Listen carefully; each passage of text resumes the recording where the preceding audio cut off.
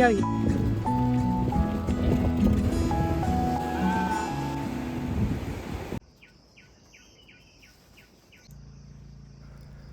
ဂေါ်ရန်ကြီးကျွန်းကိုစပိန်ကလေးနင်းပြီးတွားကျင်ခဲ့တဲ့စိတ်ကူးကနှစ်အတော်ကြာခဲ့ပါပြီအဲ့ဒီစိတ်ကူးကလေးကိုကျွန်တော်တို့နှစ်ယောက်ဒီနေ့ပဲအကောင့်ထဲဖော်ခဲ့ကြပါတယ်ဒီဗီဒီယိုလေးမှာကျွန်တော်တို့နဲ့အတူစပိန်နင်းပြီးခီးတွားခဲ့ရတယ်လို့အပြည့်အဝခံစားနိုင်အောင်ကြိုးစားထားပါတယ်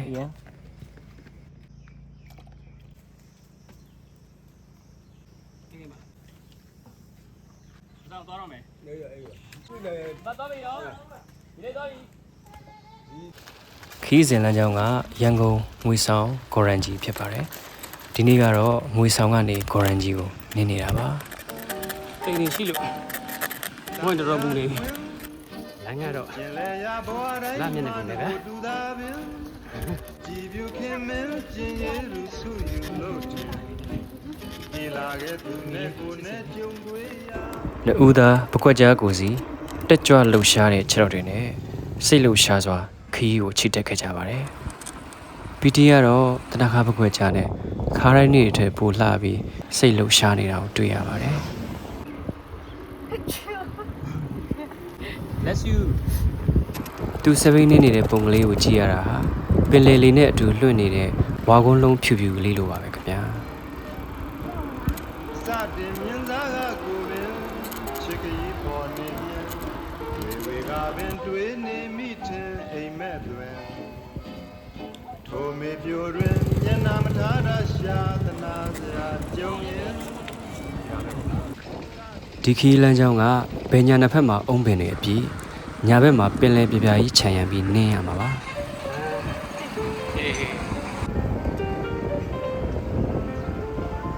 အဲ့လိုပဲခိုင်းတယ်လေရာဆိုရဟိုနေတာဆိုရင်အိုးနေတာဆိုရင် Oh my godနေတာဆိုOh my. သူနဲ့သာဆိုရင်ဘယ်လိုပင်ဝေးစေလိုက်မှာပဲမြင်မကွယ်ဘုံကြီးပဲလားကရမပန်းအိုးသူနဲ့သာဆိုရင်ပိုင်းလည်းမမွေးတဲ့လမ်းဝင်ရေမဆုံးလာမိုက်တော်မြတ်ဘူးကူလောင်မိလျံတွင်အလားဆိုရာရှင်မတွေ့တော့ခဲခလာကြီးလျှောက်ချင်တယောက်ကိုတယောက်တွဲလို့တသက်မခွာခွဲစီလက်ကိုခိုင်ခိုင်ဆက်မဲ့သူနဲ့သာဆိုရင်သမကချီတော့ဆရာဆူတော့ဒီကတန်လို့ဘာလို့ပဲဒီလမ်းကကမ်းနားဘက်ကသွားတဲ့ခီးဖြစ်တာကြောင့်ရွာရဲ့လမ်းမကနင်းလို့ရတယ်လို့တခါတရံမှာကမ်းခြေဆင်းပြီးနင်းလို့လည်းရပါတယ်သမကချီညာနိုးယူရနောင်တဲ့ခီးတရားမရှိပင်လယ်ကြီးဘေးကသွားရတဲ့ခီးဖြစ်တာကြောင့်ခီးပန်းလာတယ်ကမ်းခြေကိုဆင်းအချိန်မရွေးရေကူးအပန်းဖြေလို့လည်းရပါတယ်မကချေချေညာနူယူရနောင်တဲ့ခီးတရားမရှိတရားအမလီနားနေကတ်လိုက်ပါနဲ့ဟေးသူနဲ့သာဆိုရင်ဘယ်လိုပင်ဝေးစေလိုက်ပါပဲမြင်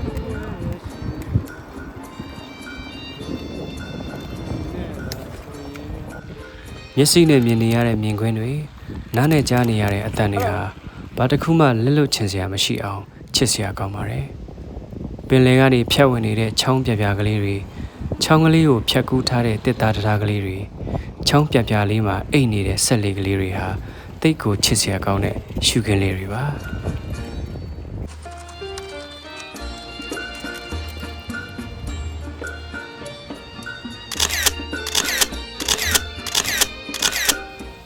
ဆင်မရွာမှာကျွန်တော်တို့နေ့လည်စာစားခဲ့ကြပါတယ်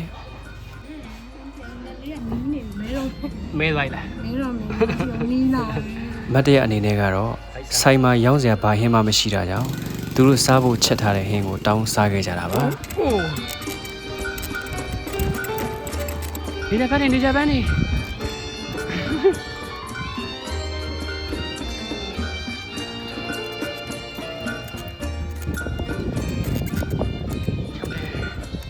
တွန်းတဲ့ပိုင်းရတော့ရှင်းရှင်းโอ้แม่มาเลยဟ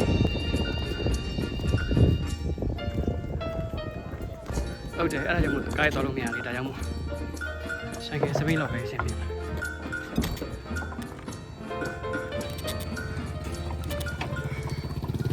ဝီဘယ်လဲဟဲ့လို့ဒီသားအော်ရိုက်မယ်လားဂိုရန်ကြီးသွားမလို့ဘူးဟုတ်တယ်နင်းအောင်မယ်က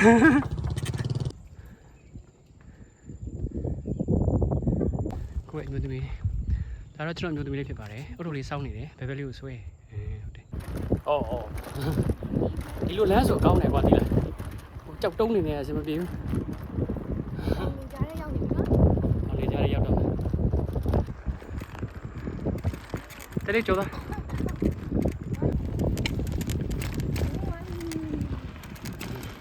တိမ်ထူတော့ကောင်းတယ်ကွာရေးလိုက်ဖြစ်နေ လမ်းတစ်လျှောက်မှာဟင်းစားရှာထွက်လာတဲ့ပြိုမေတတိုက်လဲရှိတယ်လို့တနေရာနဲ့တနေရာသွားနေကြတဲ့ခြေလင်းသမားဆိုင်ကယ်သမားများလည်းရှိပါတယ် ဘယ်သွားကြမှာလဲညာအော်ခေယူကောက်ဖို့ဒီချိန်ကောက်လို့အဆင်ပြေလားဟောဒီချိန်ရေးကြတဲ့အချိန်ပေါ့လို့လားโอเคဒီချိုးမလို့လားဒီဘူးလူ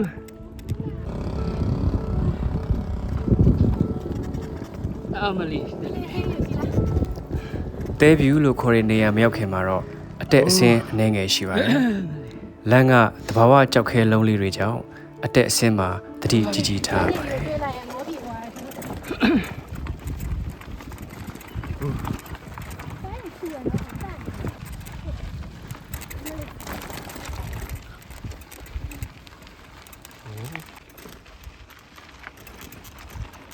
ဒီကြရအောင်အဲ့ဒါ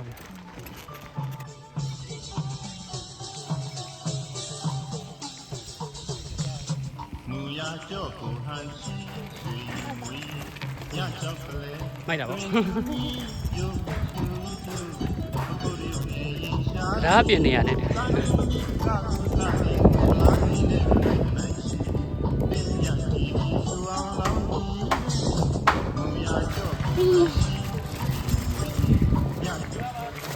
စာ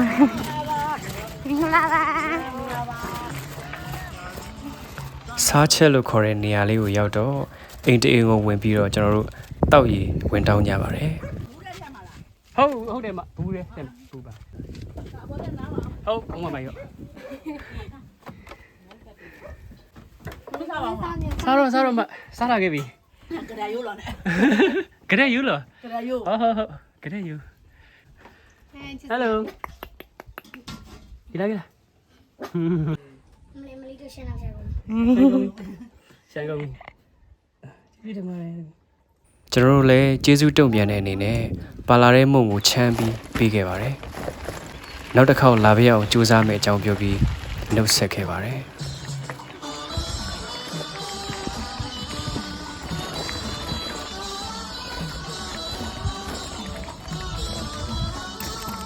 အော်ချစ်စရာကြီးမချောတယ်ဒီလိုတဲလန်းလေးကကြိုက်တယ်ကြောက်ခဲလန်းကြီးမကြိုက်ဘူးအိုး မွေးဆောင်ဂိုရန်ကြီးကန္နာလန်ကိုကျွန်တော်တို့နှစ်ယောက်ချစ်စနိုးနဲ့နာမည်ပေးထားတဲ့လမ်းနာမည်လေးရှိပါတယ်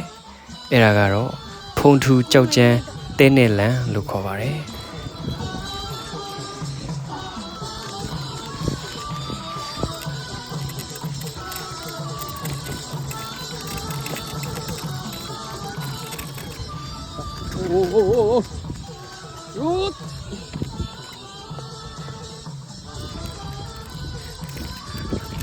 Oh shit. Oh no. Oh yeah.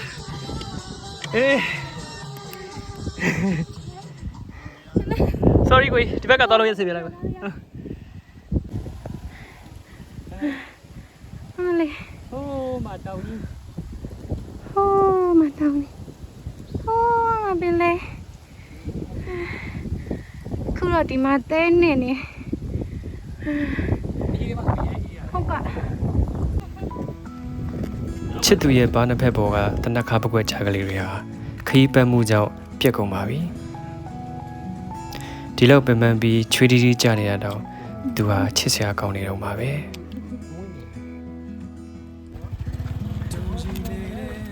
ဟုတ်တယ်ကိုသွားရအောင်မယ်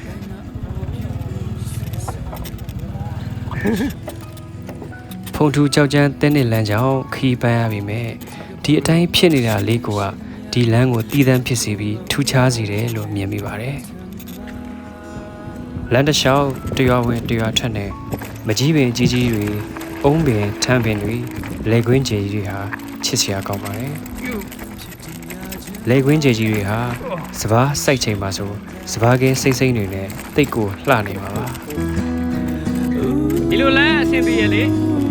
ကိုကြောလိုက်မယ်နော် ရဲ့အမောများမေးဖြောင်းလို့ငါရဲ့ပခုံးထဲမေးဆလာ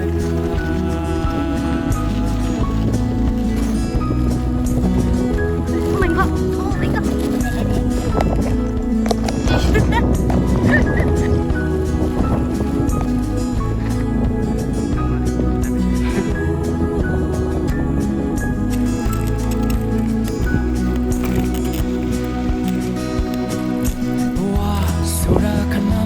ရှင်တန်တဲ့အခိုင်စိတ်အေးချမ်းသာ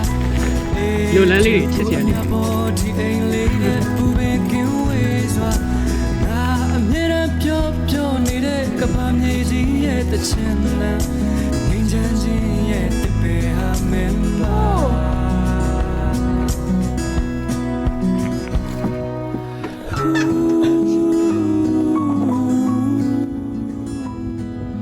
ဖြစ်တရားခြင်းဘဝရဲ့အတိတ်ပဲအတူတူရှင်ပန်းကြ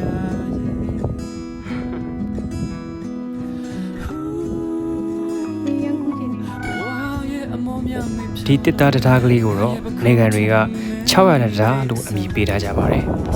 တရားဖြတ်တန်းကအနေနဲ့လူတဦးနဲ့ရင်တစည်းကို600ကျပ်ပေးရပါတယ်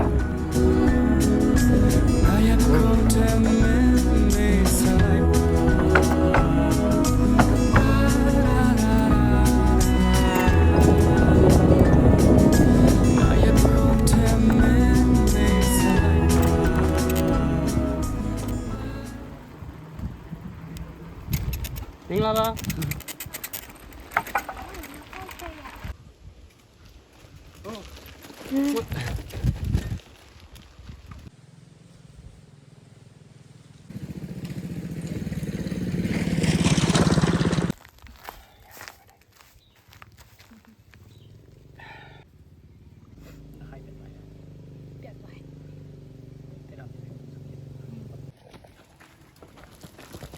这地位嘛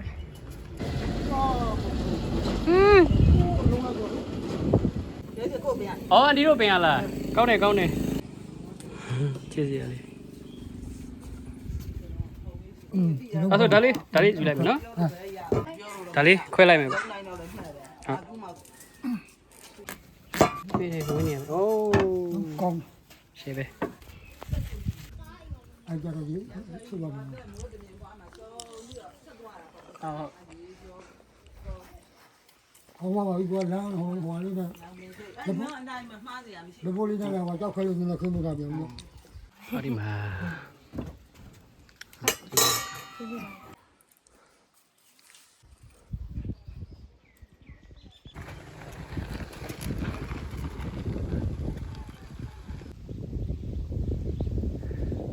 တယ်လေးပြမနေပြီလား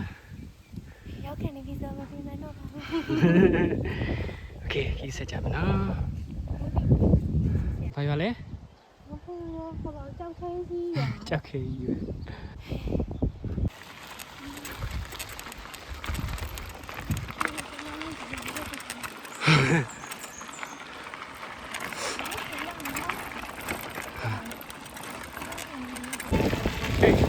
လောက်ရ ကက ကားရကား哇，这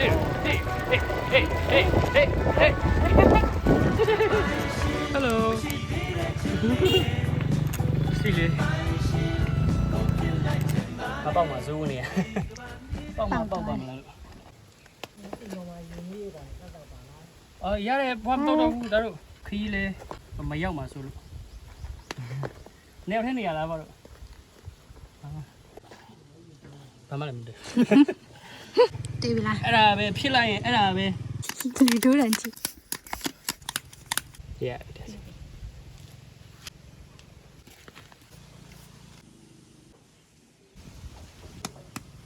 ဘာသာနာတော့ဒါပဲအောင်မြင်စွာနဲ့လေးထိုးပြီးမြောက် 我票吗？是啦。 အောက်ဖိချက်မလီကျူရပဲတိုင်လဲကျူတော့မယ်စတာဦး 来人来。 耶帮助吗？ အိုးမလီ 哎，我们的。 အာတဏိပင်နေပြီဖုံးပင်ရရှိတယ်ဟောဒီမှာအဲ့လိုလမ်းကောင်းတာလည်းရှိတယ်ဗျာ 我就买蓝丢鱼。我叫你。哎，啥啦？这个。 ဒီလိုနဲ့ကျွန်တော်တိတ်ကြိုက်တဲ့ငရုတ်ကောင်းဆိုတဲ့မျိုးလေးကိုရောက်လာခဲ့ပါတယ်ကျုပ်အကားချက်ကြော်ရင်ငရုတ်ကောင်းပါမှာဘူးဒီဟင်းကားချက်ရင်ငရုတ်ကောင်းပါမှာထမင်းကြော်ရင်ငရုတ်ကောင်းနဲ့မှာအိုးဘာနေနေငရုတ်ကောင်းကိုချစ်တယ်ဗျာအခုလေဂေါ်ရန်ကြီးကျွန်းကိုသွားတဲ့အခါငရုတ်ကောင်းမျိုးလေးကိုဖြတ်ရပါတယ်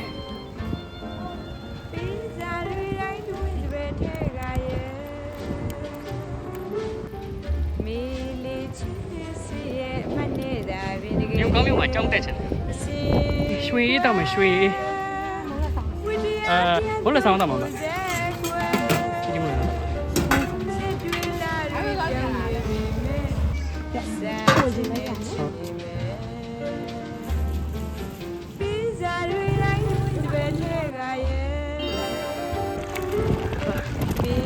ဒီတရားကလေးကငရုတ်ကောင်းတဲ့ဂေါ်ရန်ကြီးကျွန်းကိုတွေ့ဆက်ပေးထားတဲ့တရားကလေးပါ ညာဘက်ကိုကြည့်ဘယ်ဘက်ကိုကြည့်အမလေး ဒီတရားကလေးကိုဖြတ်ပြီးရင်ငါတို့တော့ဂေါ်ရန်ကြီးကျွန်းကိုရောက်ပြီဟေးဆိုတဲ့ပျော်ရွှင်မှုကတိတ်ကိုခံစားလို့ကောင်းပါတယ်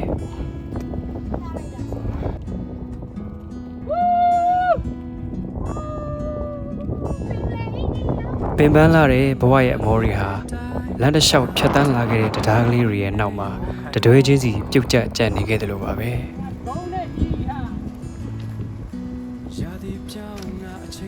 cũng kề vào mẹ nấu xuống trong đó luôn တက်ဆင်းလိုက်တာတဲလေးကိုစောင်းရင်တက်ဆင်းလိုက်တာ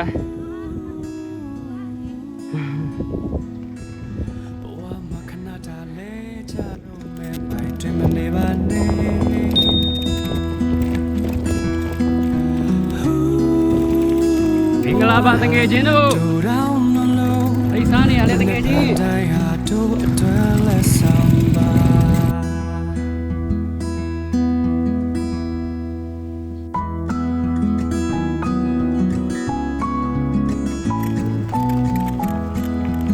ဘယ်ဆေးရမှာလဲအန်ဂျီကို Okay Thank you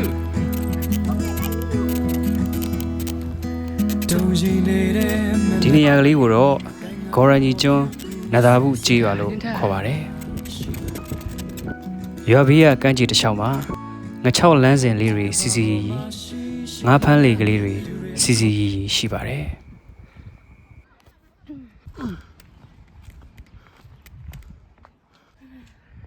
ဒီမှာနေပြီခုတဲလေး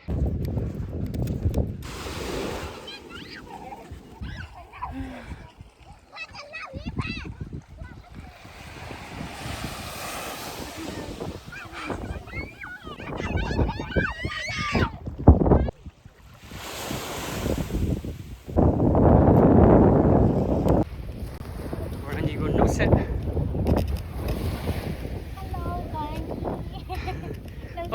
ကျဲကြီးရော Hello Garanji Garanji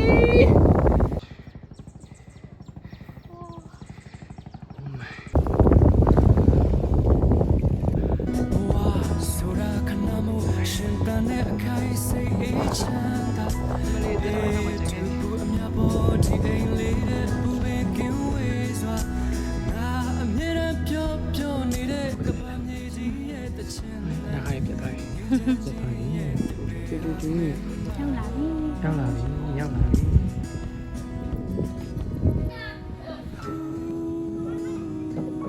ရေချိုပြစ်လိုက်မယ်ဒီခုနတောက်ရည်လက်ခတ်သွားပြီဟိုဂေါ်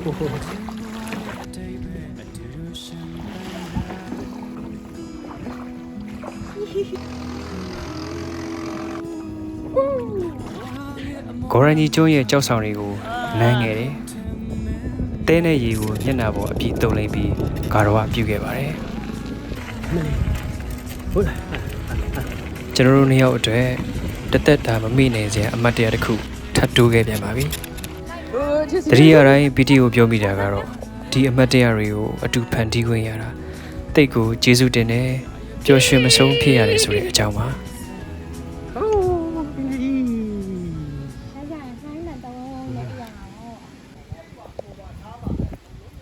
အဲ့ဘာလို့မလဲ ဒီလေပြီးစင်းမယ် ကြီးတဲ့ဝိုးဆိုပြေးစင်းမှာ ကျွန်တော်ဘဝတွေကိုသူသာမရောက်လာခဲ့ရင်ဒီလိုအမတ်တရားတွေရှိလာနိုင်မှာမလားဆိုတဲ့အကြောင်းလေးလည်းပြောပြမိတယ်ဘဝဆိုတာတိတ်ကိုလှပအနုစိတ်တဲ့အရာပဲကျွန်တော်တို့ဟာနှွေးထွေးစွာပွေဖက်ဖို့လိုအပ်နေကြတယ်မေတ္တာတရားတွေငတ်မွတ်နေကြတယ်ချစ်တယ်ဆိုတဲ့စကားကိုမပြောပြခဲ့တာဘလောက်ကြာခဲ့ပြီလဲမင်္ဂလာပါလို့နှုတ်မဆက်ဖြစ်တာဘလောက်ကြာခဲ့ပြီလဲ